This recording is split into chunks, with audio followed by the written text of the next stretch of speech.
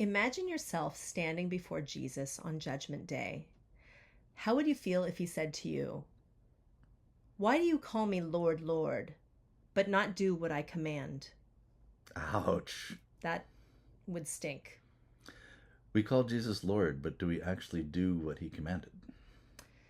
In past posts, we've pointed out some of the major things that Christ commanded us to do. Love your neighbor, love your enemy. We've talked about what love looks like. Love is patient, love is kind. But do we strive to do this? Do you want to risk being on the other side of that question Christ poses?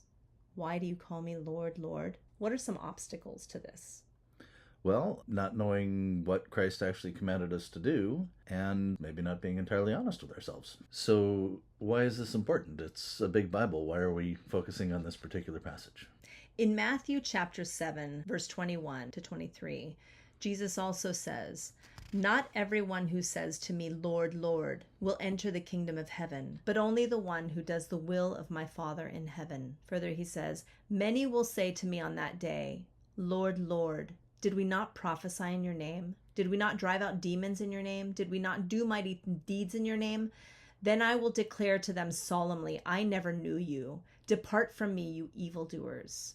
That's really harsh. I run away screaming It's if the stuff Christ nightmares are made out of, yeah. Yes, I would never want our Lord to say that to me. That would be a nightmare. So why is this important? Because we should really care about how we come across to our Lord, to the one who's going to judge us on Judgment Day. And in our marriages, well, do we do what Christ tells us to do? Our spouse is our number one neighbor.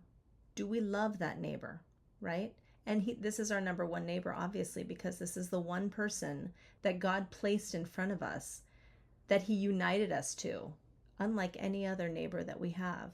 This is the one person who is our neighbor day after day, every moment, almost every moment of the day, right? So that should be our number one priority, is doing what Christ told us to do with this one neighbor especially, right? Loving that neighbor, loving our spouse through thick and thin, through difficulties in communication, through difficulties in marriage. So we'd like to challenge you to really take a good look at yourself and your actions. Ask God for clarity to really understand and see truthfully what's there. Are we applying ourselves honestly to following Christ's teachings and ways? And are we doing this in our marriage and in how we communicate with our spouse? Sounds good.